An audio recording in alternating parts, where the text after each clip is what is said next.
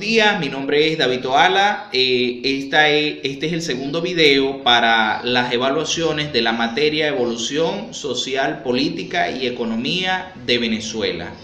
Aquí vamos a hablar de este nuevo rostro del Estado a partir de la transición de la Constitución del año 1961 a la Constitución del año 1999. Vamos a comenzar estableciendo de que la Constitución del año 1961 cambió mucho en estructura y en funcionamiento el Estado venezolano.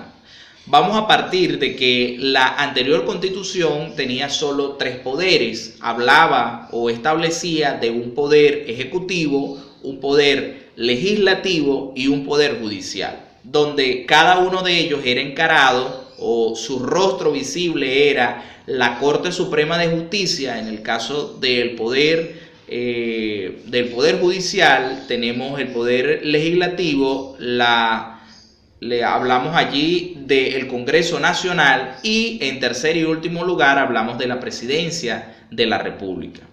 En el año 1999 se dio la reforma. ¿Y qué es la reforma del Estado? La reforma del Estado es un proceso de transición de todas las estructuras y funcionamientos del Estado para adaptarlo a las nuevas realidades que para aquel momento se vendieron de lo que era nación y los requerimientos de los ciudadanos.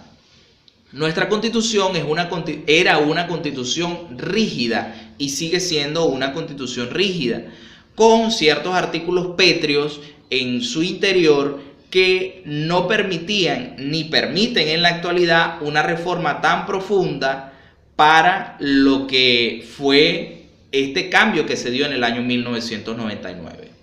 ¿Cómo fue que ocurrió entonces? En el año 1999 se llamó a todo lo que se conocía como los ciudadanos, los actores políticos y todas las personas a un referéndum consultivo.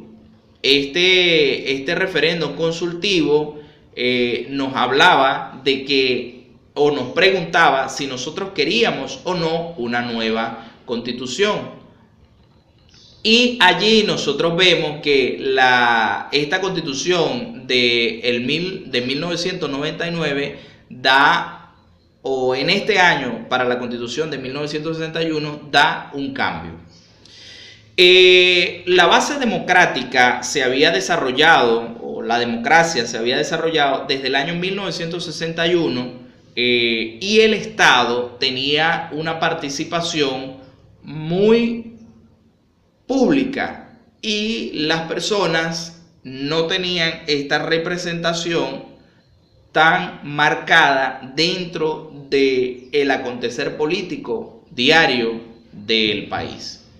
La Constitución de 1961 no permitía dar tantos cambios como los que se han dado en la actualidad para nuestro país, y la estructura no permitía pues que el gobierno hiciera tantos cambios como los que existen hoy. Uno de ellos era la limitación del mandato, que solamente permitía 2 mandatos y 2 mandatos separados. Eso quería decir que cada 4 años yo podía ser presidente del año 1990 al año 1994, pero yo no podía lanzarme inmediatamente al siguiente periodo constitucional para un siguiente mandato. Yo tenía que esperar hasta el año 1998 para volverme, si pretendía ser presidente de la República. Y era allí en este segundo periodo, como hablamos de este ejemplo, que yo podía ingresar a una segunda vuelta o a una segunda candidatura por la presidencia de la República. Queriendo decir entonces de que muchas veces los presidentes no podían nuevamente optar a este cargo, sino que eran simple y llanamente un cargo único. Otra situación que existía era que nosotros no escogíamos a los que iban a ser senadores, sino que este cargo era un cargo vitalicio y todo el que había sido presidente de la República llegaba a ser senador. Nosotros solamente escogíamos a los diputados en una elección, pues. Para la nueva constitución del año 1999 se dan importantes cambios, y uno de los cambios que se da es este cambio donde nosotros escogemos a todas las personas que van a la Asamblea Nacional, que ahora todos son diputados, ya no existen senadores, y estas personas no son vitalicias, sino que cada tiempo ellos tienen que ser sometidos a una evaluación pública a través de las votaciones, si los reeligen como diputados o no. Pasos importantes es que el proceso de reforma, por la magnitud de los cambios propuestos para el Estado, los que ya les mencioné con anterioridad, en el año 1999 tenía que darse un nuevo proceso para que esto que les estoy comentando de la Asamblea Nacional, de periodos constitucionales seguidos para el presidente de la República, tenían que ser votados en público. El cambio de la Constitución se realizó a través de una Asamblea Nacional Constituyente. Allí se nos llamó a todos los actores políticos, tuvimos que hacer una votación en el año 1998, donde se nos llamó y se nos dijo, mire, ustedes quieren una nueva constitución. La gran mayoría del país, más del 80% de la población, votó que sí. Y el proceso se aperturó. Acto seguido, el cambio de estructura de los poderes públicos, después de aprobada la nueva constitución, ya no teníamos seguíamos teniendo los tres poderes clásicos, el poder ejecutivo, legislativo y judicial, pero ahora con ciertas variaciones, los dos últimos. Ya no se llamaba Congreso Nacional, sino que se llamaba Asamblea Nacional.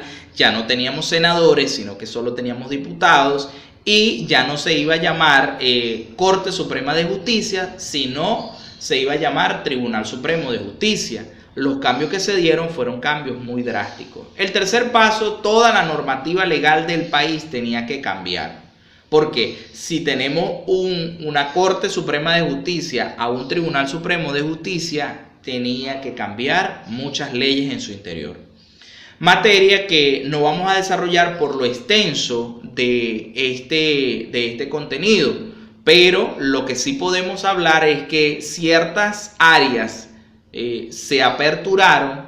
Por ejemplo, tenemos ahora la legislación laboral con todos sus cambios, tenemos el Código Orgánico Procesal Penal con todos sus cambios, el anterior Código de Enjuiciamiento Criminal dejó de existir, ciertas leyes dejaron de existir, procesos propios de unos cambios, por decirlo de alguna forma, internos que dan nacimiento a nuevas leyes. ¿Por qué cambiar la Constitución Nacional? Bueno, el presidente Chávez, el fallecido presidente Chávez, en su campaña electoral en el año 1999 decía que esta constitución tenía muchos vicios y que permitía muchas irregularidades. Parte política, no la vamos a abordar, porque la constitución era la base de toda la estructura, y si se querían dar estos cambios que ya hemos mencionado, tenía que cambiar la constitución. Muchos detractores de la Constitución del año 1999 hablan y dicen que esta Constitución le permitió perpetuarse en el poder al presidente Chávez, y durante muchos procesos él pues se logró presentar a la candidatura porque simple y llanamente la Constitución lo permitía. Decimos entonces que estos cambios,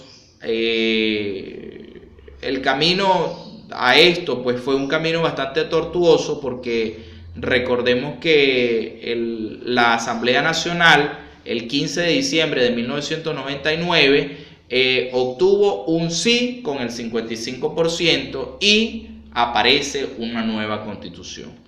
Nuestro país ha sido bastante conmovido y bastante turbulento estos cambios, porque aparecieron dos poderes nuevos que antes no existían, son muy novedosos para nosotros.